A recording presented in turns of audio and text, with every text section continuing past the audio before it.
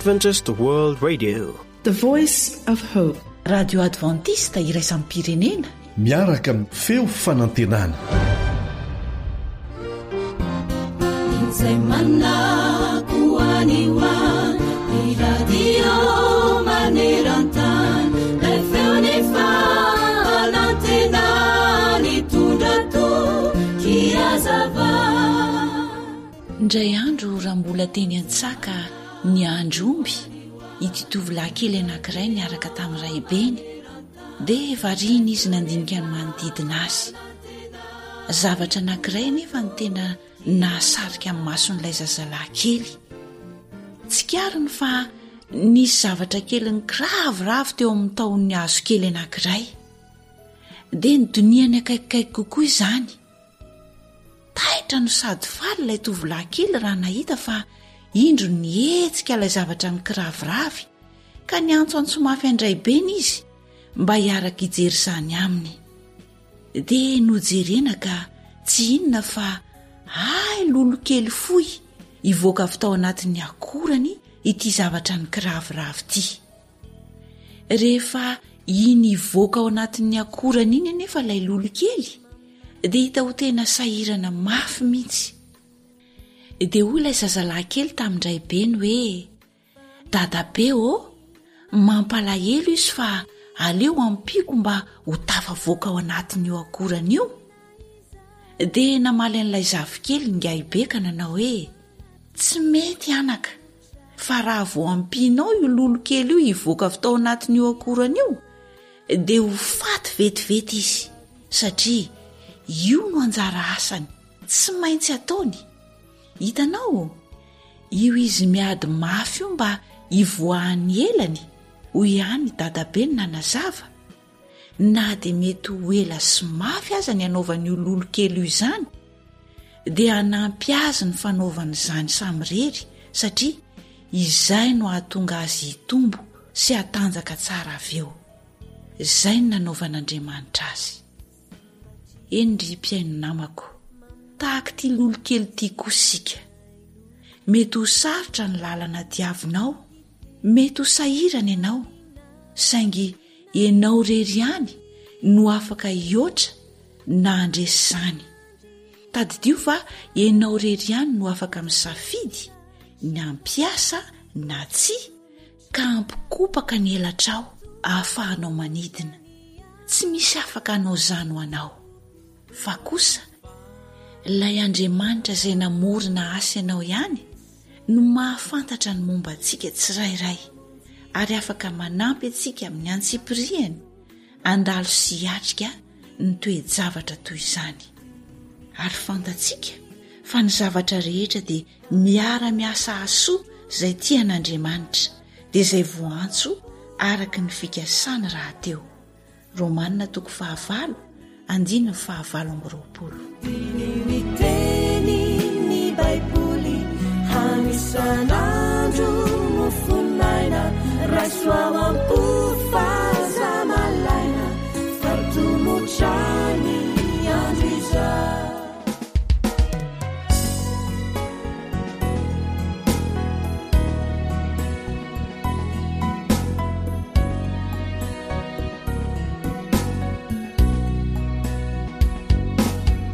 Rambola eto an-tany dia maro ny manjo, mety ho kivy ny fonao. Mandalo ihany izany vizao nataovy ando, tiany tompo aneyana. Vaovao samaraina nefa mindrampony, izany no borofo lehibe ka aza mitaraina erezo zany ity. Saianao mihira hoe ny fahasoavany Jesosy natoizao ay, ny fitiavany lehibe no tafina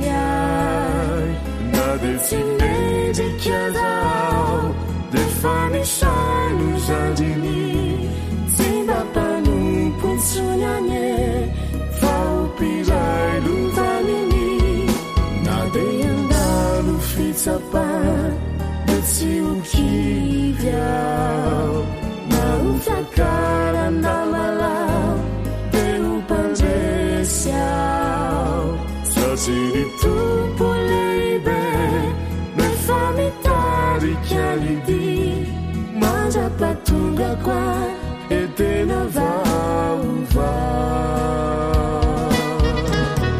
MR Fundy.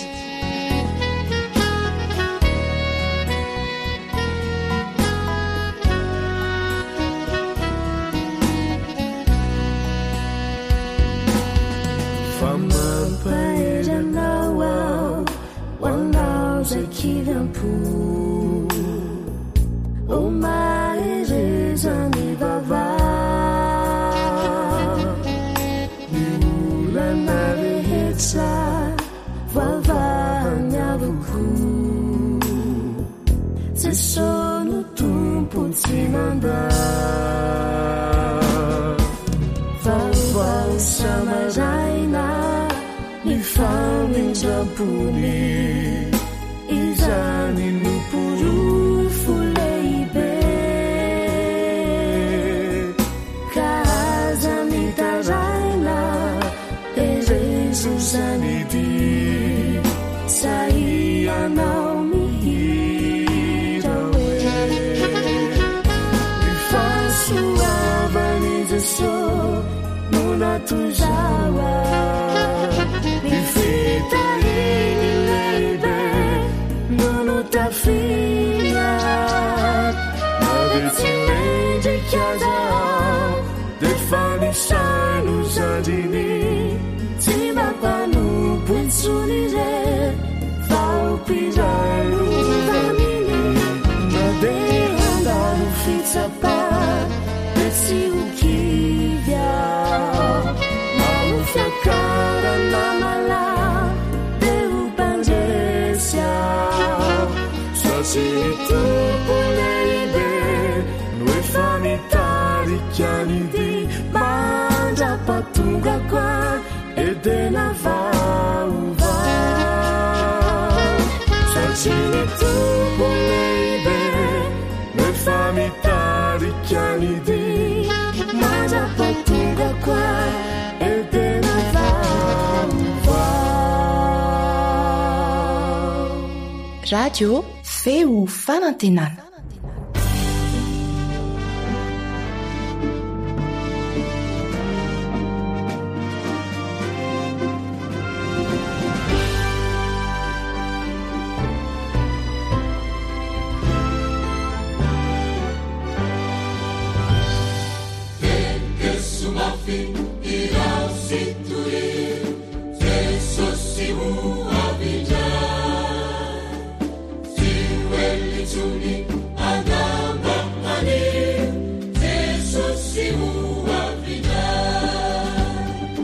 alasaro ny faminanin'ny baiboly alasaro ny faminanin'ny baiboly fianarana mitohitoy ireo faminaniana apokaliptika ao amin'ny baiboly no man'ny radio adventista iraisam-pirenena na ny feo fanantenana ho anao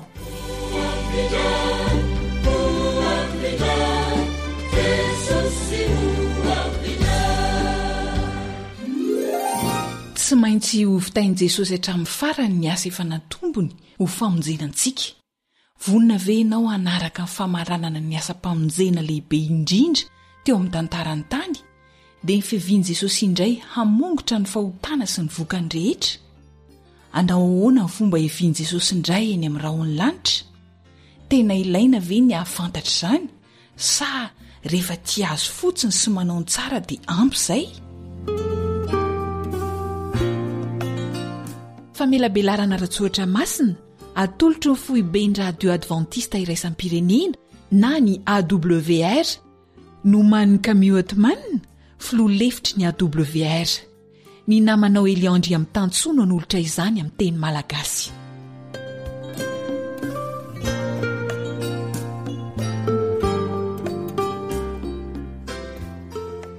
misaotranao manaraka tsy tapaka ity famelabelarana alasaron'ny faminanian'ny baiboly ity miaraka aminao hatrany ny mpiara-mianatra aminao Elion Andria Mitantsoa mety vao izao angamby ianao no manaraka an'ity famelabelarana ity a mahafaly anay zany ary misaotra anao miaraka aminay eto fa raha tianao raha sitrakao dia tianay ny vavaka ho anao dia mba hampafantaranay ny anaranao ny toerana misy anao dia takan'izany koa raha misy fanamariana na fijoroana vavolombelona tiana ho zaraina raisoary ireto laharana telefônina ireto andefasanao an'izany 034 06 797 62 032 75 379 74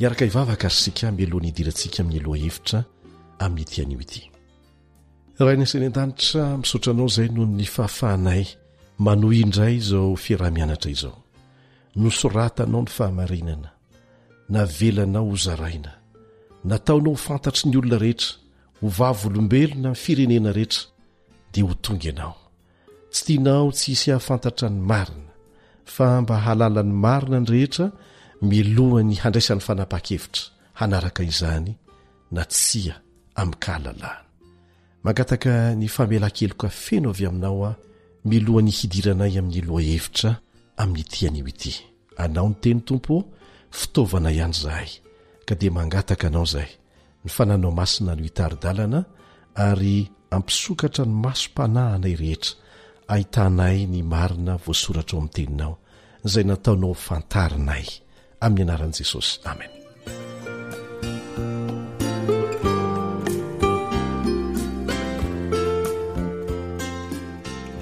mino afa efa miaina eo akatoko ny andro farany isika miaina amin'ny vanim-potoana miloha indrindra ny fiavian'i Kristy fanondrony rehefa mahita ireo famantarana samihafa ny tany sain'i Jesosy isika mandinika ny zava-misy dia marina tokoa izany mba hiarovana antsika amin'ny endrika fisandohana rehetra izay efa nampitandreman'i Jesosy antsika miloha dia ilayntsika tsirairay mihitsy ny mianatra ireo toe-javatra nolazain'i Jesosy fa iseho mandritry ny fotoana hiaviana indray sy izay iseho aorinan'izay raha tena tia azy ianao dia tianao ny hafantatra ny momba azy tianao ny hahitany hoe inona ny zavatra nolazainy tianao mamerimberina ny mamaky an'ireny ankoatr'ireo izay fa ny anarantsika teto tsara ho fantatsika mikasika ny fiavian'i Jesosy dia ireto fitrangan-javatra manaraka ireto no tsara fantarintsika manokana rehefa ho tonga Jesosy voalohany a dia voalaza ao amin'ny apokalipsy 4:14 apokalipsy 4:14 manao hoe ho lasa tahaka ny taratasy voaorona ny lanitra ary ny tendrombohitra sy ny nosy dia nafindra ny ala tamin'ny fitoerany isy fikorotanana lehibe ampikoron'ny tany isy ororon-tany mafy izay hanozongozona an'ity planeta ity ary isy tendrombohitra sy nosy izay hifindra toerana arak'izay voalaza teo manaraka an'izany a ireo olo-marina maty rehetra dia atsangana lay Jehovah Andriamanitra namorona sy namonjy antsika ihany manana an'izany fahefana hanangana amin'ny maty zany efa ndresantsika teo alohany amin'izay fa saingy tsara ny amerenana azy eto hoy ny apôstôly Paoly ao amin'ny Tesaloniana 2:14 ka izay maty eo amin'ny Kristy no hitsangana aloha izay maty eo amin'ny Kristy no hitsangana aloha ireo rehetra izay mandry ao amin'ny fasany dia handreny feon'i Kristy tahaka ny feo trompetra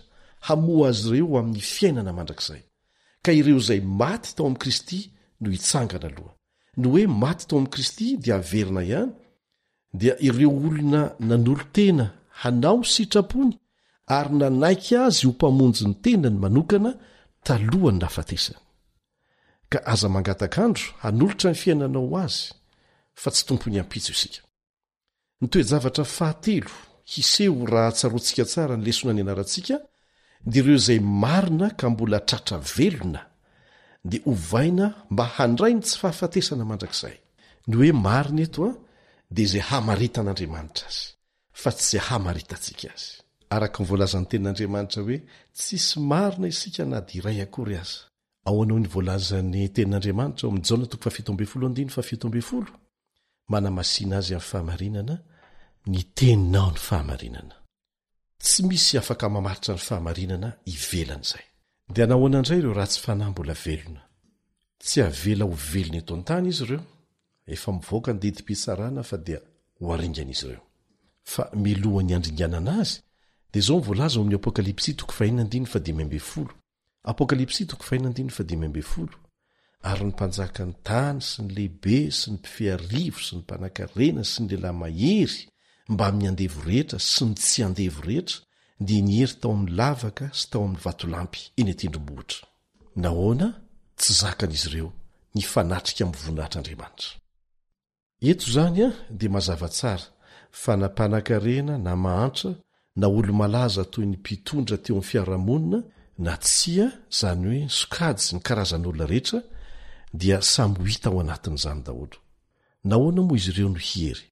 Satria efa fanao ny aneny mandositra ny antso ho alefan'Andriamanitra tamin'ny fomba rehetra dia milavy ny hatrany izany, na nampena ny sofina mihitsy aza ny antson'Andriamanitra nalefa taminy, satria manatsafidy handahany izany izy, saingy tsy zonkosa ny safidy izay tsy maintsy ho vokatra izany rehefa tonga Jesosy. Antson'Andriamanitra no alefeto, fa izahay dia fitaovana fotsiny, tahaka ny fitaovana rehetra, fa azontsika marinina tsara amin'ny tenin'Andriamanitra izay rehetra ambareto. Satria na ny mpitory ny filazantsara koa azany dia tafiditra ao anatin'izay mbola hanaovana antso. Izay ilay hoe fitaovana ihany izahay, fa Jehova no miantso anao. Sanatria ny vavany mety ho betsaka ny mpitory ny filazantsara izay lasa fitaovana fotsiny, fa tsy mandray ny afatra alefan'Andriamanitra ho an'ny tenany, dia tsy maintsy ho very koa izy raha manao an'izany. Amin'ny fotoana izay hiaviany Jesosy indray ny amin'ny raony lanitra, dia hiariary ny fitsaran'Andriamanitra ny fon'ny olona tsirairay, ary marina ny fitsarany. Izay nivakitsika teo ao amin'ny Apokalipsy 9 sy amin'ny toko hafa koa, dia maneho mazava amintsika fa rehefa ho avy Jesosy dia tsy hisy famindram-po fanondrontsony, tsy hisy fotoana hafa azo ararotina fanondrontsony. Rehefa ho avy izy, ireo ratsy fanahy mbola velona dia haringana. Hianarantsika eto amin'ny manaraka ny tsipiriany mikasika an'izany. Azadino izay fotoana izay. Ny zavatra hitranga manaraka dia ity: ireo olo-marina rehetra, na ireo izay natsangana tamin'ny maty, na ireo izay mbola ho tratra velona, dia samy akarina hitsenan'i Kristy eny amin'ny raol'anitra. Izay ny fahamarinana efa niarantsika nianatra teto ara-Baiboly. Miverimberiny mimbetsaka ny famaritany soratra masina ny fomba fiderahan'ireo olom-bovonjy an'i Jesosy, izay nandrasa ny hatry ny ela, nahazony latsa sy eso mihitsy aza. Efa nizatra ny nifandray am-pinoana akaiky tamin'i Jesosy hatrany hatrany mantsy izy ireo, ary amin'ny farany dia hoentiny miaraka amin'ny any an-danitra mihitsy. Eto isika dia hiaraka hijery fiheveran-diso malaza anankiray, izay tokony ho fantatsika tsara mikasika ny fotoana hiaviany Jesosy, izay afangaro ny olona sasany amin'ny fomba hiaviany Jesosy. Ny fotoana hiaviany dia afangaro ny olona amin'ny fomba hiaviany. Ny Baiboly dia milaza fa Kristy dia ho avy toy ny mpangalatra. Andeha hamaky teny vitsivitsy mikasika an'izany sika ne ao Petera 2:7-10. Petera 2:7-10. Fa ho avy tahaka ny mpangalatra ny andro ny Tompo, ary amin'izany ny lanitra dia ho lasa ny firimorimoana mafy. Ny andininy anankiray manaraka dia ao amin'ny Matthieu 4:17. Matthieu 4:17. Nefa aoko ho fantatrareo zao, raha fantatry ny tompontrano ny fiambenana amin'ny alina izay hiavian'ny mpangalatra, dia ho niambina izy ka tsy namela ny tranony ho tamena. Ny fanontaniana mipetraka dia izao: moa ve ireo teny ireo miresaka ny fomba hiaviany Jesosy sa ny fotoana hiaviany? Raha manohatra ny fiaviany Jesosy ho toy ny fiavian'ny mpangalatra ny Baiboly eto, dia miresaka momba ny fotoana tsy ho ampoizina izay hiaviany, fa tsy miresaka ny fomba hiaviany. Samy hafa tanteraka ireo aka ohatra isika: moa ve ny mpangalatra hanao antso avo aminao hoe ity afa ho avy miomana, fa hangalatra ny fanananao rehetra aho afaka adiny ray? Tsia, ny tian'Andriamanitra ambara amintsika izany dia izao hoe ho avy amin'ny fotoana tsy ampozotsika izy haingana sy vetivety. Mialatsiny raha ilazan'ity tantarity aminao mba atakaranao ny tiana olazaina. Teo anelanelany taona 570 sy ny taona 220 nga Stefan Breitsweiser, frantsay izy ity, mpandroso sakafo sy mpahay zavakanto, dia nangalatra karazan-javatra mihoatra ny 2000 isa tao amin'ireo tranom-bakoka fitehirizana zavakanto sy lapa maro manerana ny Eoropa. Ny sasany amin'ireo manam-pahefana dia nanombana ny totalim-bidy ny alatra nataony izay mahatratratra any amin'ny $4 miliara Amerikanina. Ngai Breitweiser dia nilaza fa ny antony nanosika azy nangalatra dia resaka artistika tsotra fotsiny izao, ary dia tsy nisy namidiny tokoa ireo zavatra rehetra nangalariny, na dia maro aza nefa nompitehiny reniny rehefa fantany fa nisamborona ny zanany. Nahoana ny tsy tratra mihitsy Ngai Breitweiser, efa nikajy melony iorangalarana izy mba tsisy anampohany izany, na ny tranom-bakoka, na ny mpitahiry zavakanto, na ny lapa dia tsy nisy nanampo ny fotoana angalarany. Ohatra ihany izay, rehefa ho avy tampoka tahaka ny mpangalatra ny alina Jesosy ny fotoana tongavany resahana eto, dia tsisy anampo ny fotoana atongavany izao tontolo izao. Zao mantsy mivoalaza ao amin'ny Matio 4:4-5. Matio 4:4-5. Fa ny amin'izany andro sy ora izany dia tsy misy malala na dia ny anjelin'ny lanitra aza afa tsy ny ray ihany. Famantarana no nomeny, fa tsy nanondro daty na volana na andro izy hoe amin'izao ano tonga, ary natao ahasoantsika izany. Nahoana moa no tampoka amin'ny olona ny fiheviany? Zao ny voasoratra ao Matio 4:7-7 sy 7. Matio 4:7-7 sy 7. Fa tahaka ny tamin'ny andron'ny Noa dia ho tahaka izany koa ny fihaviany zanak'olona. Fa tahaka ny tamin'ny andro fony tsy mbola tonga ny safodrano, ka nihinana sy nisotro ny olona ary napaka-bady sy namoaka ny ampakarina mandra-piavy ny andro izay nidiran'ny Noa tao amin'ny samby fiara, ary tsy fantany izay nandringana ny olona rehetra, dia ho tahaka izany koa ny fihaviany Jesosy. Tsy milaza akory ny Baiboly hoe aza mapaka-bady tsony, na aza mianatra tsony, na aza miasa tsony, tsia. Fa raha zavaina amin'ny teny hafa dia izao: na inona taonao amin'izao fotoana izao dia aoka hiambina, satria efa mazava ny famantarana rehetra anie. Mba tsy ho variany ary ho vonona ny fotoana rehetra, na ny ampianarana ianao, na ny an-tsaha ianao, na eo am-panomanana fanambadiana ianao, naiza naiza, fa ho avy tampoka izy. Mila miomana fotsiny ianao. Ny Baiboly dia tsy mampianatra fa ho avy mangingina tahaka ny mpangalatra izy, tsy zany mihitsy, fa nylazainy dia hoe ho avy tampoka tahaka ny fiavy ny mpangalatra izy. Ny fotoana tampoka hiaviany izany resahana eto, fa tsy ny fomba hiaviany izay fa nianarantsika teto. Zao ny vakitsika ao amin'ny Matio 4:7-7. Afatrafatra nataon'i Jesosy amintsika ity. Matio 4:7-7. Koa miomana kosa ianareo, fa amin'izay ora tsy ampoizinareo no hiaviany zanak'olona. Amin'ny ora tsy ampoizinareo, zay le fiaviana tampoka tahaka ny mpangalatra. Mazava ny afatra lefa amintsika eto. Mila miomana mandrakariva ianao, mila miomana mandrakariva, mila miomana mandrakariva isika, satria tsy fantatsika hoe rahoviana Jesosy no hiverina. Reo famantarana dia mazava eo anyloantsika kosa, fa tena eo ampiandrasana an'izay fiaviany tampoka izay isika.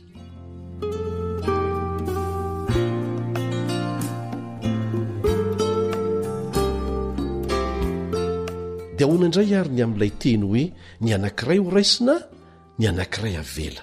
Efa nahainao an'izay ianao?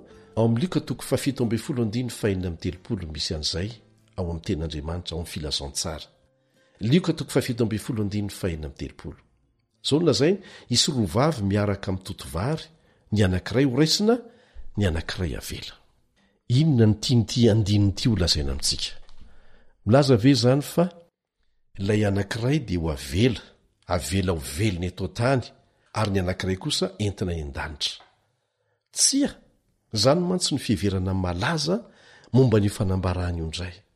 saingy tsy zany no ambarany soratra masina. Zao no vakitsika amin'ny Lioka 17:20. Lioka 17:20. Ary tahaka ny tamin'ny andro ny Noa dia hisy toy izany koa amin'ny andro ny zanak'olona. Ny hevitra izany dia izao. Amin'ny fiavian'i Kristy fandrony dia hisokajin'olona roa tahaka ny tamin'ny andro ny Noa. Ny sokajy anankiray dia ho voavonjy, velona tao anatin'ny samby fiara. Ny anankiray kosa dia natelin'ny rano ka maty. Dia toy izany Jesosy ny teniny eo amin'ny 9:20. Ary tahaka ny tamin'ny andro ny Lota koa. Zay no lazainy, tahaka ny tamin'ny andro ny Lota koa. Inona ary no nitranga tamin'ny andro ny Lota? Ny sokajy anankiray nentina nivoaka ny tanàna dia avotra soamatsara. Tsaroantsika Lota sy ny fianakaviany zay.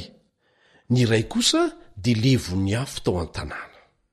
Tsy nisy deuxième chance intsony, tsisy famindram-po fanondrony intsony.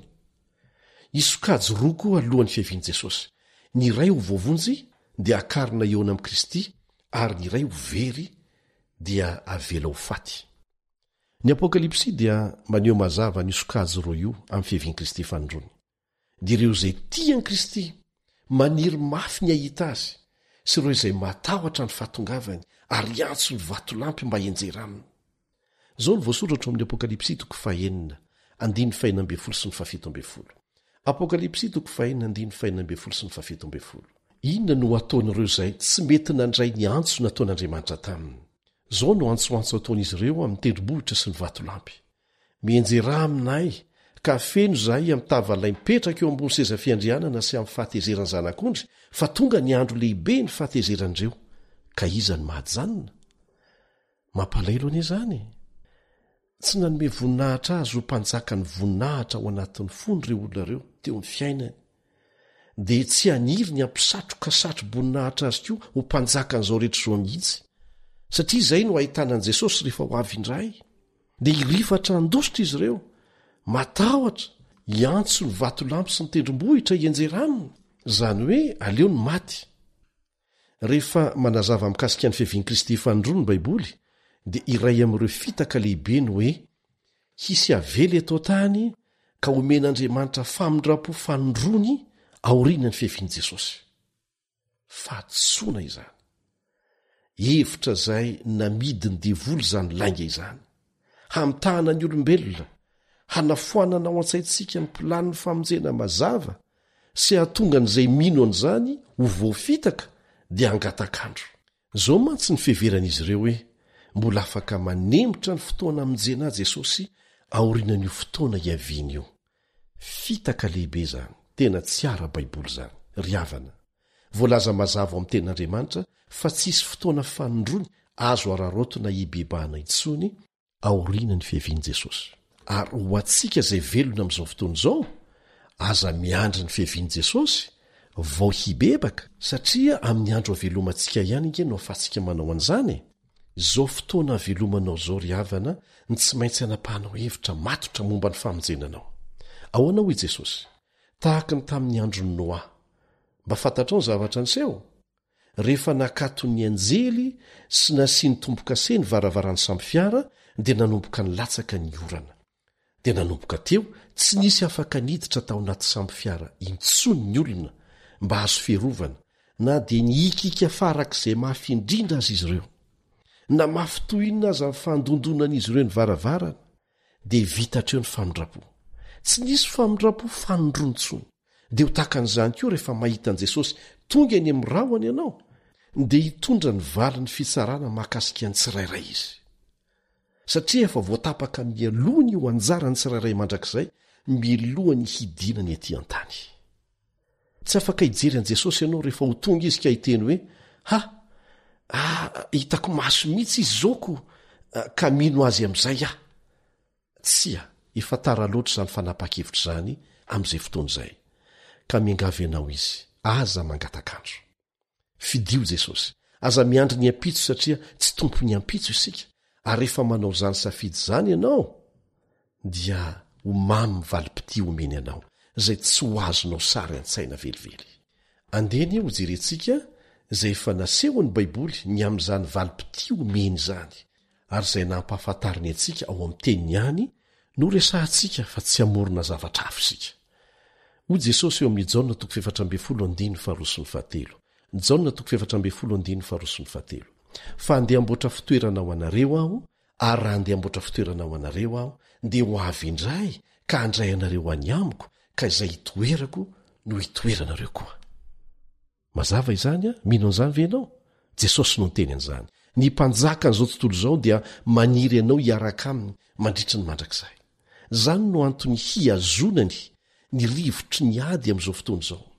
Satria tiany isika rehetra mbola hanana fotoana hanaovana safidy mazava tsara hiverenana aminy na tsia. Averina ihany fa tsirairay ny famonjena. Tsy afaka miditra amin'izany ny fiangonana misy ianao, na fiangonana ina na fiangonana ina. Tsy afaka miditra amin'izany ny mpitondra fivavahana na iza na iza. Manamora fotsiny ny fahafahanao mahalala ny fahamarinana ara-baiboly sy hatonganao andray ny famonjena ny fiangonana sy mpitondra fivavahana. Fa na izy koa aza mbola anisan'izay ho tsaraina. Fa karakarao ny fifandraisanao manokana amin'Andriamanitra. Manasanao hifidy ny hovonina amin'ny fiaviany fanondrony. Fidiony lanitra. Isan'andro Jesosy dia maniry olona anankiray hafa indray hanolo tena ho azy. Olona anankiray hafa indray. Hinoko fa ianao io indrindra izany.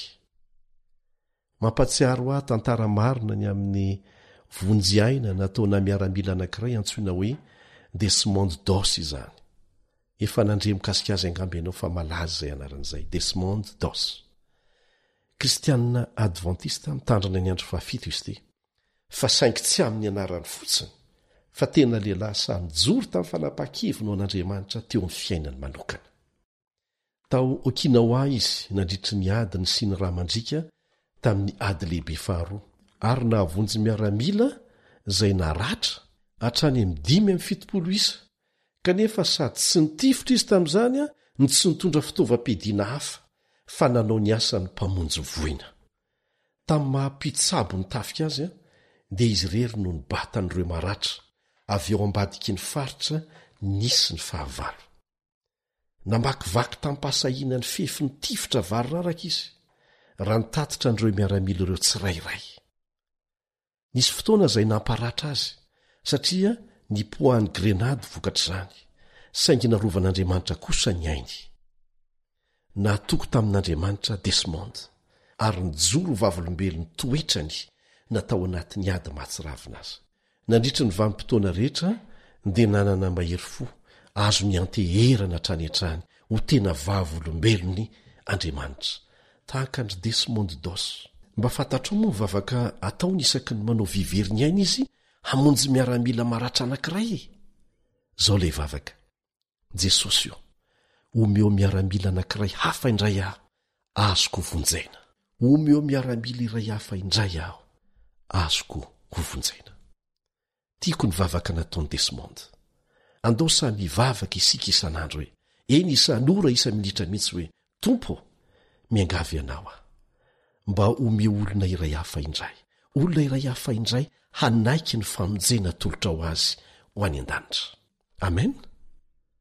Rehefa mijery an'ireo voalaza ao amin'ny Apokalipsy 2:20 sy 2:20 isika, Apokalipsy 2:20 sy 2:20, dia ahazo sary an-tsaina fa rehefa atsangana iona amin'ny Tompo eny amin'ny habakabaka ary hoentina miakatra miaraka amin'ny eny an-danitra, dia handalo an'ireo planeta izay ho zava-baovao amintsika.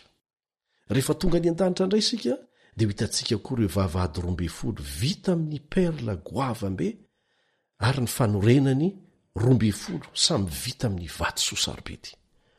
Ahitan'ireo lalana tena volamena isika. Tsy mila karohana intsony izany volamena izany fa ho atao lalana azy. Izany rehetra izany dia voahodidiny ny hazavana avy amin'ny voninahitr'Andriamanitra. Satria tsy ilayntsika intsony ny masoandro sy ny volana amin'izay fotoana izay. Avy eo dia miazakazaka manatona ny loharaноnaina isika, izay mivoaka avy amin'ny seza fiandrianan'Andriamanitra, ary ahita hazo mamoa. Hazo anankiray kanefa mamoa voa 12, ary ny fihinanana ny voan'io azo io dia ahazoantsika ny tsy fahafatesana mandrakizay. Io ilay antsoina hoe hazonaina, karazam-boankazo 12 no mivoaka avy aminy. Goavana ilay tanàna masina ampandrosoana antsika. Efa joro tanteraka izy io, ny manda tsirairay a dia mirefy eo amin'ny 5 miles na 3,5 kilometatra ary ny olom-bovonjy rehetra dia tafiditra tsara ao anatiny avokoa. Nanomana ny fahatsarana mitsipiriany rehetra ho antsika Andriamanitra, tahaka ny nanomezany hatsarana vaovao ho an'ny vatantsika, izay hanana nofo sy taolana vatana salama tsy mety maty, mitovy amin'ilay mpamorona antsika, ilay tompontsika, ilay mpanjaka antsika, dia Jesosy zokontsika. Ary arakaraka ny andro soa ny andro dia hiariary hatrany amintsika fa tena tsy misy intsony ny olana, tsy misy tahotra narany maso intsony tokoa any. Ary zany angeny mahatonga ny Satana miezaka mafy mba hanao izay hahatonga antsika tsy ino an'izany rehetrarehetra zany, satria izy avy tany nadoboka tety ka ianao indray ve no andeha ho any isolo toerana azy? Tsy mety aminy zany. Zany no mahadevoly azy. Raha sanatria mbola manana toetra mitovitovy amin'izany ianao hoe tsy mba misy olona tiako ho sambatra tahaka anam-bola tahaka ahitany fafinaretana hitako a, dia avy amin'ny devoly izany toetra izany fa angatao Andriamanitra analan'izany. Afinaritra ny lanitra ry havana, ho safinoniko ny hafaliana ao anatsika isika, izay fampizarantsika amin'ny voavonjy rehetra, miaraka amin'ireo zanak'Andriamanitra nijoro azy hatramin'izay. Ireo nandresy miverimberina ao amin'ny boky ny Apokalipsy ny hoe izay maharesy no andovan'izany zavatra izany. Ndikan'izany a misy ady atrehana eto amin'ny fijoroana amin'ny fanarana an'Andriamanitra, izay maharesy no andovan'izany zavatra izany. Ahafaly manokana ny ahitan'ireo efa nandresy tahaka andry Enoka, ry Eli, Mosesy, Daniela, Josefa sy ireo maro hafa tsy voatanisa eto, fa ny tena hafaly indrindra dia ny fanatritava mivantana hiresaka amin'i Jesosy. Ary tsy antery fa ankafaliana no iarahantsika midera azy, ary aradrarina izany, tsy tonga tany isika raha tsy izy.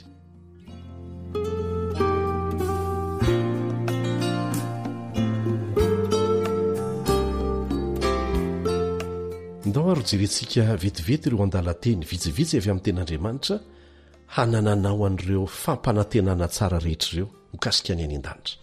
Tena misy ireo perla goavambe. Heno ene zao mivolaza amin'ny Apokalipsy 2:20. Apokalipsy 2:20. Ary ny vavahady rombony folo dia perla rombony folo. Le vavahady mihitsy ny perla. Perla iray avy nisam-bavahady, ary ny lalambe teo an-tanàna dia tena volamena toy ny fitaratra manganoano. Fantatrao ve fa ny fiforonan'ny perla anankiray dia tena vokatra azo avy amin'ny fijaliana, raha izay ny ilazana azy. Zavatra kely mampamirifiry izay miditra ny anatin'ny akorandrika, ary arakaraka ny ijalian'ilay bibikely no hanovany an'ilay zavatra mamirifiry izay miditra ho lasa vatosoa tena mahavariana antsoina hoe perla. Ireo vavahady 12 anefa dia perla avokoa. Ny fidiranao, ny fidirako eo amin'izany vavahady izany ry havana dia fanomezan'Andriamanitra avy amin'ny fijaliana manokana tsy manapetra, navela hiaretan'i Jesosy, satria tao aminy no nampihavana ny zavatra rehetra tamin'ny tenany. Anisan'izay zaho sy ianao. Navela ny andray anjara tamin'ny ampahany kely dia kely mety ho zakantsika koa isika, ary maro miaran'izany amin'izao fotoana izao, satria te hijoro ny fahamarinana amin'ny ady atrehany ety an-tany, ahatonga antsika hanana an'ireo toetra sarobidy tena mahasoa antsika. Zao indray vakitsika amin'ny Apokalipsy 1:7-20. Apokalipsy 1:7-20. Ary ny fanorenan'ny manda dia voaravaka vatosoa samy hafa rehetra. Ny fanorenana voalohany dia jaspi, ny faharoa safira, ny fahatelo kalkedona, ny faefatra emerald, ny fahadimy sardonyx, ny fahenina karneola, ny fahafito krizolita, ny fahavalo beril, ny fahasivy topaza, ny fahafolo krisopraso, ny fahiraika ambin'ny folo hiankita, ny faharoambin'ny folo ametista. Andriamanitra eto dia tsy nampiasa afa-tsy izay fitaovana tena tsara indrindra tamin'ny fananganana an'ilay tanàna masina. Raha afaka mampifanaingina an'ireo vatosoa ireo ianao, ny iray zany atao eo ambonin'ny iray hafa dia hamoaka lokonavana tena tsara tareindrindra izany. Tena tompony hatsarana, tompony zavakanto anie ny paharentsika, ary tokony efa ho hita taratra eo amin'ny fiainantsika izany. Tsy tompony fikorotanana sy ny zavatra ratsy Andriamanitra. Ny havana fampanantenana ny fototry ny tanàna masina. Zao ngo ny vakitsika eo amin'ny Apokalipsy 12:5. Apokalipsy 12:5. Ary tsisy alina intsony, tsy mba mila ny hazavan'ny jiro na ny hazavan'ny masoandro intsony izy, fa ny Tompo Andriamanitra no hanazava azy, ary hanjaka mandrakizay izy. Velomatra eo zany resaka masoandro sy ny volana.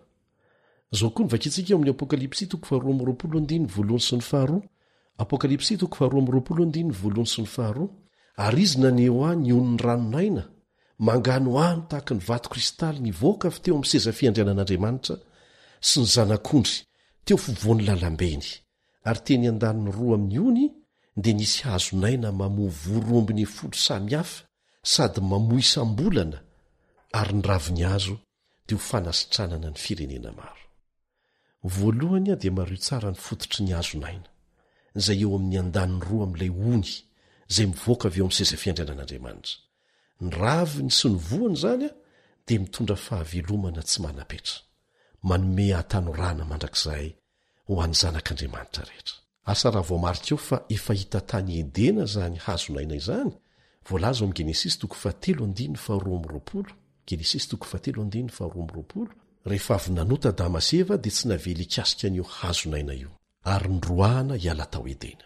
Fa izay maresy no andovan'izany zavatra izany, anisan'izay hihinana amin'ny hazonaina. Nataon'Andriamanitra hiaraka honina amin'ny mandrakizay isika ry havana.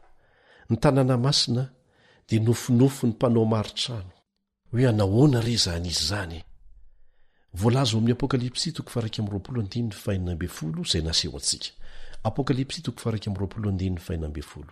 Ary ny tanàna dia efajoro, ka mitovy ny lavany sy ny sakany, ary nandrefy ny tanàna tamin'ny volotara izy, ka 2,000 sy 100 alina stadio, mitovy ny lavany sy ny sakany ary ny ahavony.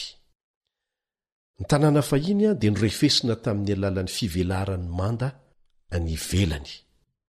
Ny stadio raha mba ezaka andrefy azy zany tsika eto, ny stadio anankiray dia 2.5 maila, ny maila zany refy anglisy, na 2,900 metatra, zay ny stadio anankiray zany.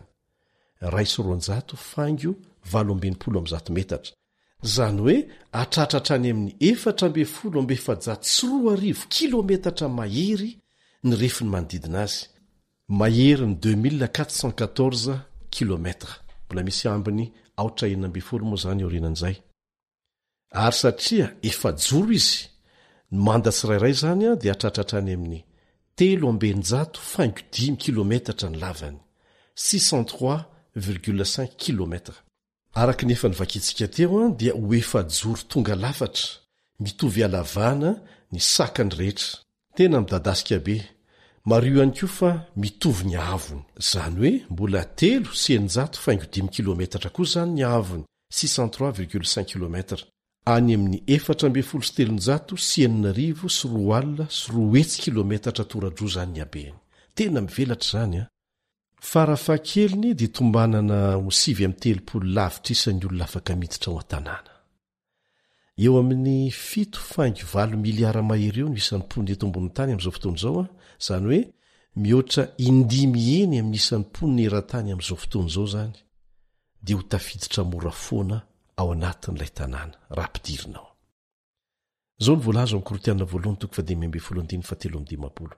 Korinthiana 2:5-17. Fa ity mety loha ity tsy maintsy hitafiny tsy fahalovana, ary ity mety maty ity tsy maintsy hitafiny tsy fahafatesana. Vakitsika koa izay voalaza ao amin'ny Apokalipsy 2:4. Apokalipsy 2:4. Ary ho fafany ny ranomaso rehetra amin'ny masony, ary tsisy fahafatesana intsony, sady tsisy alahelo na fitarainana na fanaintainana, fefa lasa ny zavatra taloha. Le Andriamanitra mbola tsy nandainga, ary tsy mahay mandainga no mampanantena antsika an'izany. Zao koa ny vakitsika eo amin'ny Isaia 50:7. Isaia fa izay miandry an'i Jehova dia mandroso hery kosa elatra no hiakarany tahaka ny voromahery. Iazakazaka izy nefa tsy ho sasatra, andeha izy nefa tsy ho reraka. Ny karazam-pahalalana rehetra dia iroborobo amin'ny fahafenony. Mbola hianatra isika any, sombotsombony ihany ny fahalalana hitantsika ety na dia ny tsara indrindra aza, satria voafetra ny fahotana ny fivelarana saitsika. Na izany aza dia tsy handreraka ny saina velively na ampihena ny hery ny fanovozam-pahalalana izay ho raisintsika any. Ny fahaiza-manao tsirairay dia hitombo sy hivelatra ara-dalàna.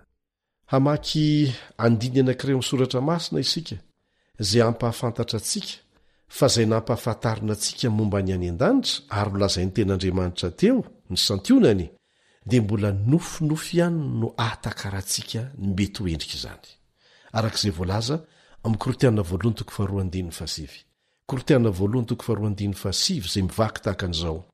Faraka amin'ny voasoratra hoe, izay tsy mbola hitan'ny maso ary tsy mbola ren'ny sofina naniditra tao am-pon'ny olona na inona no efa namboarin'Andriamanitra ho an'izay tia azy.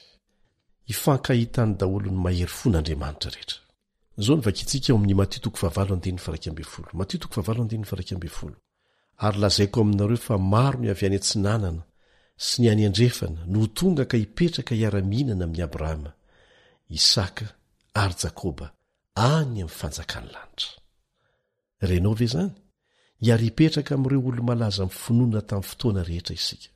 Ireo mahery fon'Andriamanitra avy amin'ny vanim-potoana rehetra dia ho hita eo avokoa.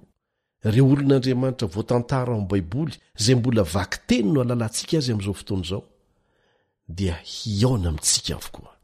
Ny ten'Andriamanitra dia nilaza fa hamboly isika any, hanao trano isika any, fa tsy hoe hidonanam-poana sy hitsangatsangana fotsiny akory. Eritrereto any ny fomba hatanterahany izany, angamba indray andro any ianao dia hiasa ao an-jaridainanao tsara tarehy, dia hita lehilahy anankiray mandalo akaiky ny toerana honenanao dia hiteny hoe, iadamy ity.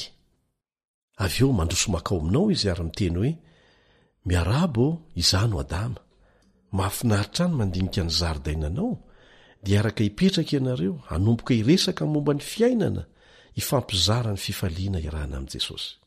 Hiona Mosesy koa ianao, ilay patriarika izay nandray ny didy folo no soratany ratsan-tanan'Andriamanitra.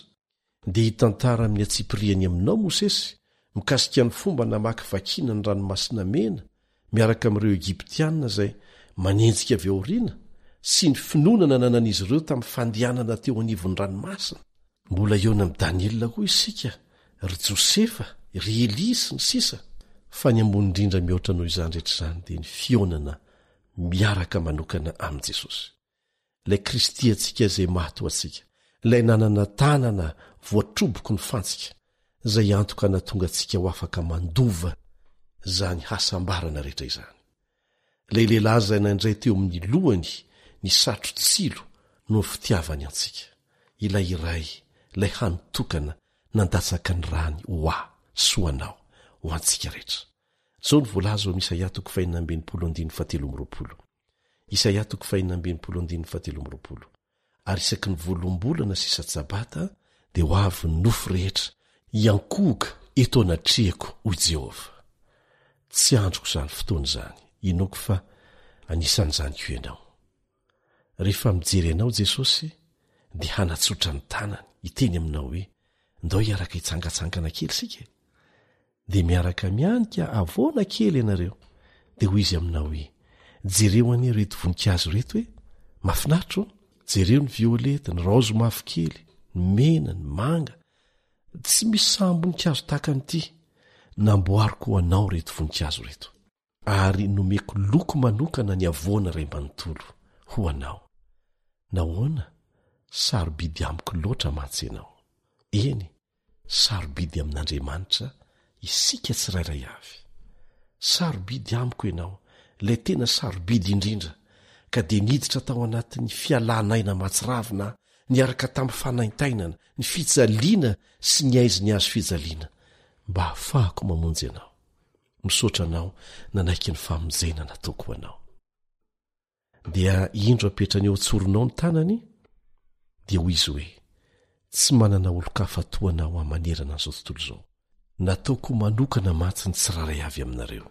Ianao dia olo-tokana, fananako tena sarobidy, satria raha very anao dia tsy afaka ny an'olo anao intsony.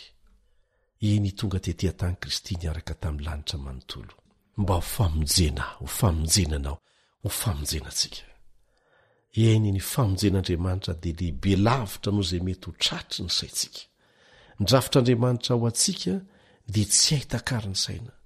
Moa ve misy zavatra na olona mbola miazona anao tsy ho vonona ny fiavian'i Kristy? Amin'izao fotoana izao Jesosy dia manomana anao mba ho afaka hiaraka aminy any an-danitra. Te hiaraka onona aminao mandrakizay re izy. Fanirianao ve ny hiaraka amin'ny mandrakizay? Tianao ve ny hanolotra ny fiainanao ho azy? Hanaraka ireo drafitra mahafinaritra izay efa nomanina ho an'ny fiainanao? Ry namako, andao entsika mibavaka ny fanapahan-kevitra. Rainay izay ny an-danitro, zavatra tokana no angatahinay amin'ny tian'io ity. Ny any zavatra iriko dia ny ara-monina aminao any an-danitra, mandritry ny mandrakizay ary hitalanjona amin'ny fahatsoram-ponao. Izany koa ny faniriany reto namako miaino ny fandaharana mikasika ny alasaro ny faminaniany Baiboly ireto. Amboary ny fiainanay mba ho isan'izay handova zany fiainana izany izahay. Ampio izay amin'ny fanapahan-kevitra ho raisinay. Aza vela hisalasala. Jehovah, fantatrao ny am-pony mpiaino tsirairay amin'izao fotoana izao izay maniry hiaraka aminao any an-danitra. Ampio izay amin'ny fanapahan-kevitra raisinay, satria olona malemy ihany izahay, mora lavo, efa simba ny fahotana ary fantatrao tsara izany, kanefa noresenao lahatra. Fa raha manaiky anao izahay dia naonao ny mehery anay mba ho tonga zanakao. Amin'ny anaran-tsosy maherin'i Jesosy. Amen.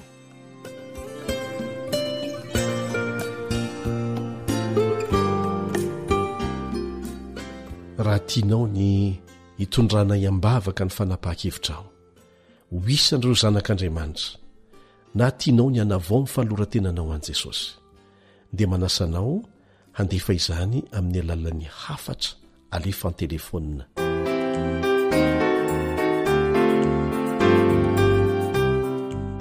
Raha misy fanontaniana tonga ho an-tsainao, na misy antombavaka angatahanao amin'ny fotoana rehetra, na koa misy fijoroana ho vavolombelona azonao zaraina, dia manorata amin'ireto adresy manaraka ireto: page Facebook feo fanantenana, na ny laharany finday 034 06 797 62 032 75 379 74.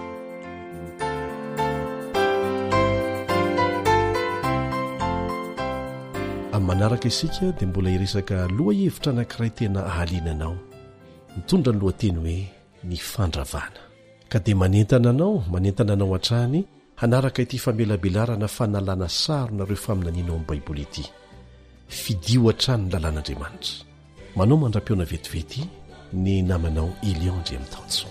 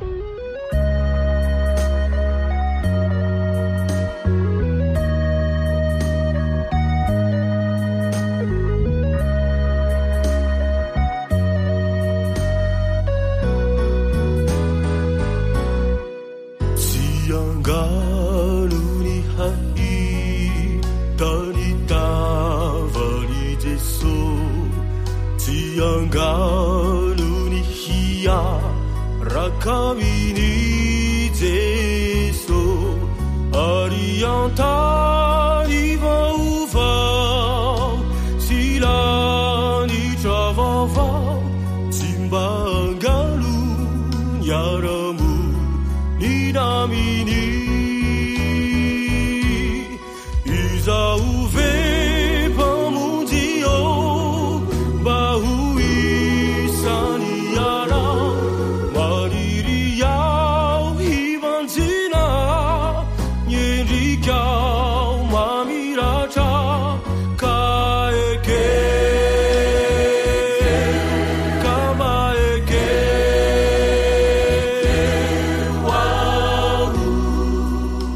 ankopihira lova miampita.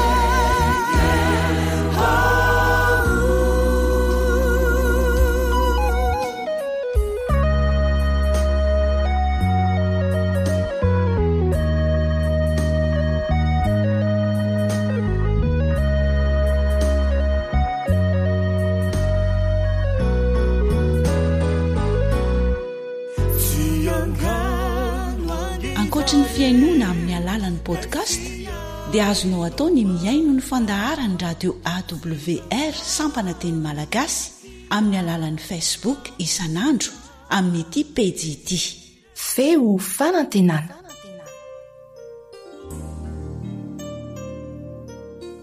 Fandresena.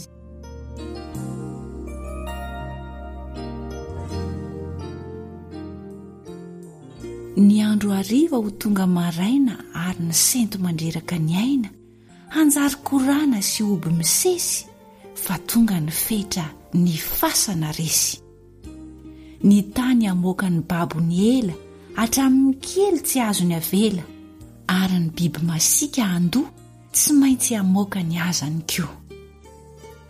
Io ranomasina izay fantatrao tsy maintsy andoatra ny rembony tao rehefa miantso ny feon'ny mpapakatra ny marina manko tsy maintsy hiakatra. Hitsena ny tompo eo andrahona ambony ka tsy ho voazo ny fasany intsony. Anjely alikisa no momba hatreny ilay mpampahory tsy mba hoeny. Ary ny ratsy dia angasiasy fa lasa ny marina tsy nisy tasy. Efa niaritra raby sy Yesu nanompo ny tompo tsy ny angesongeso. Korarany raha natsangany indray andovany lanitra mandrakizay ary ho valon'ireo fisasarako ny tena kokoa mba miandry ny anjarako.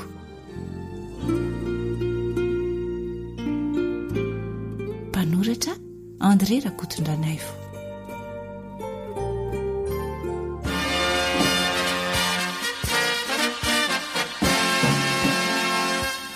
Adventist World Radio, The Voice of Hope. Radio feo fanantenana. Narahanao teo ny fandaharana no vokariny ny feo fanantenana amin'ny teny malagasy izay azonao averina sy alaina maimaim-poana amin'ny alalan'ny YouTube, Facebook, feo fanantenana. Mirary 420 ora finaritra ho anao ny AWR.